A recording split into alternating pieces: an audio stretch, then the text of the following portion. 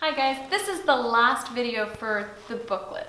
So this is booklet 2, the graphic text, and it is on page 89. This one is tricky in that the graphic text, it has some image, it has maybe arrows, a visual, a diagram. It's got a strong graphic component, and it does have a lot of information on the page. So you're processing quite a bit with the graphic text, but it only has multiple choice questions. There are no tips or tricks with this, like pre-planning by creating a sociogram or plotting out the complications in the real life problem. I can't give you any sort of hints or tips for this because frankly, the graphic text is so different every year. So definitely, there are ways to approach this, which I will tell you. Number one, go straight to the questions. Read the questions and the answers. I think that that's actually quite helpful in this selection. I think in other selections, it's not so much the case. So read the questions, read the answers, and then study the graphics. So this one that I've included for you is on Canada's forests. So take a moment now, read the questions. What word is closest in meaning to exporter? It's important for you to know that because when you go to that graphic and you study it, you're going to highlight the word exporter and then figure out what that means by reading the possible responses A, B, C, and D.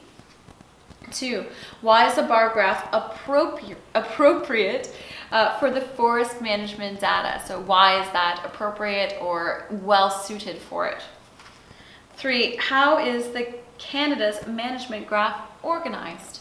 So again, there's a couple different graphs. You have to be able to differentiate between them. They're asking why they may have used that, and also they're asking you to extract information from it. So there's some sophisticated reading here. 4, what was true about British Columbia's forest management between 2008 and 2009? So again, British Columbia, specific year. That's very close reading. 2 more questions. There are always 6 with the graphic, just so you know. What is an accurate conclusion that can be drawn from the information on the pie charts? Okay, so you have to study the pie charts and then decide what it is showing.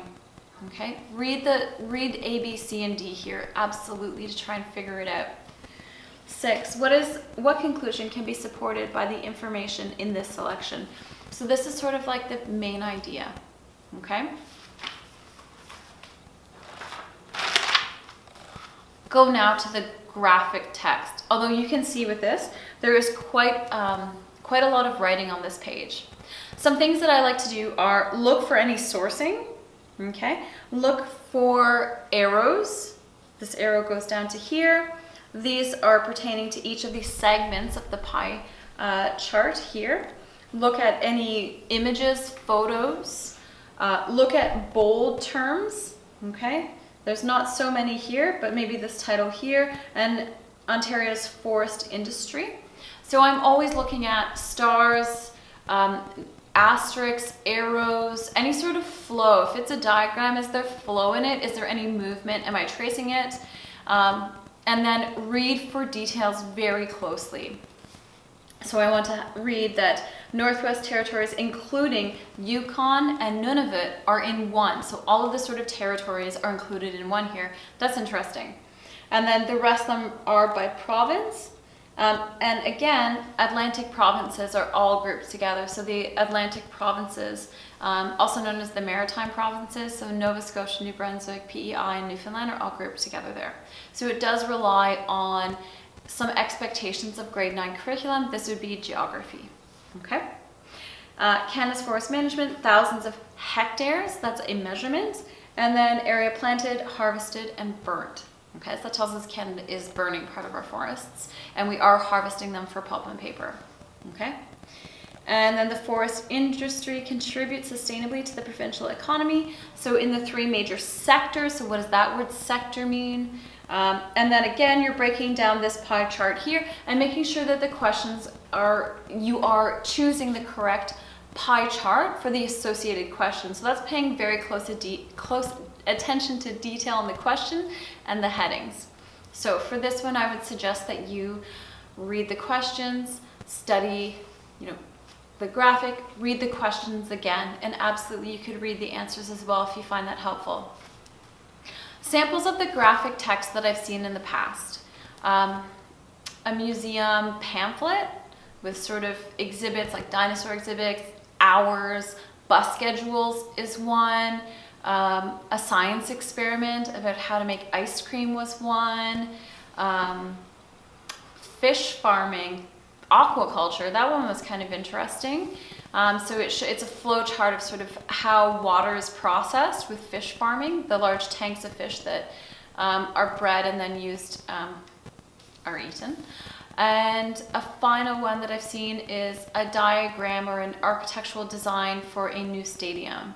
So again, lots of arrows on that, street names, parkings, washrooms, so a star in the middle for the sports team's logo. So those are all details that are included in these reading selections.